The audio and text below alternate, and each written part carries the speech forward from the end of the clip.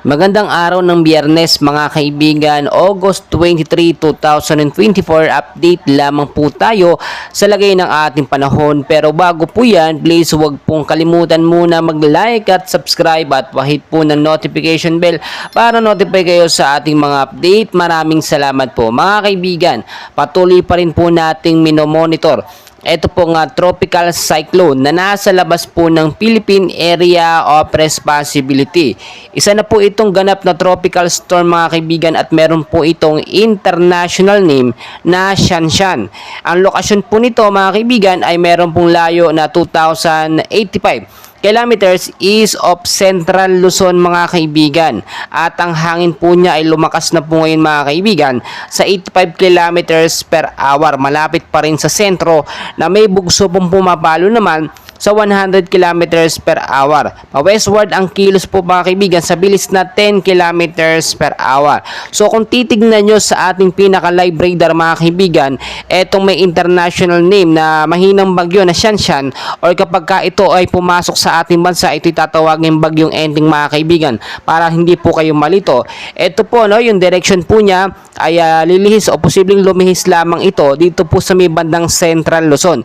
Pero maliit po yung chance na ito ay pumasok sa ating Philippine Area of Responsibility within 24 to 48 hours. Pero hindi po natin inaalis yung mga posibilidad na magbago po yung direksyon nito mga kaibigan anumang oras. So mas maganda nakabantay tayo at nakamonitor dito po sa galaw ng ating panahon no, para malaman natin kung ito nga ba'y magiging isang bagyo sa Pilipinas o bagyong Enteng o mananatili po itong biglang bagyong Shanshan o international name niya sa labas ng PAR.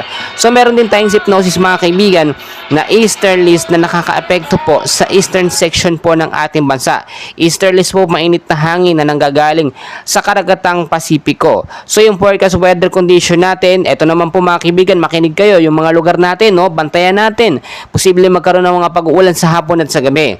Sa area ng Metro Manila, kasama na rin po dito ang ilang bahagi ng ating bansa, ay patuloy pa rin po makakaranas ng maulap na kalangitan. Asahan po ang mga isolated light rains mahina hanggang sa malakas na pag-ulan pagdating naman sa gabi. So madalas mga kaibigan, marami nagtataka tuwing hapon, bigla pong bumubugso ang malawakang pag-ulan. Malakas mga kaibigan, minsan nagtatagal po ito, pinakamatagal ay umaabot po ng 45 to 1 hour po mga kaibigan.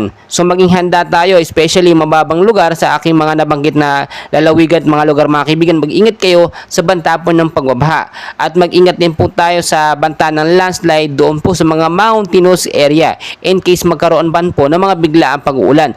Dulot po yan or sanhi po yan ng localized thunderstorm mga kaibigan.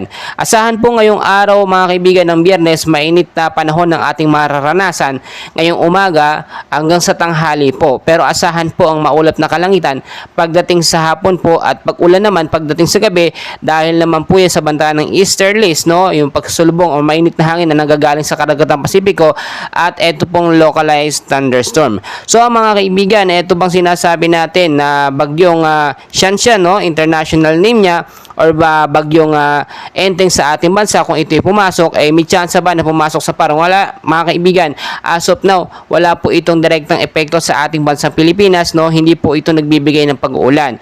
Pero kung titignan nyo, mas magandang pantayan natin at pinapaalala ko mga kaibigan, kung kayo lalabas sa hapon at sa gabi, ugaliin magdala ng payong, jacket, kapote, panlaban po sa mga biglaang pag-uulan, no, and always know the weather before you go mga kaibigan, para safe at handa po tayo lagi sa anumang pong banta ng panahon. And please, wag na wag mong kakalimutan mag-like and subscribe. Maraming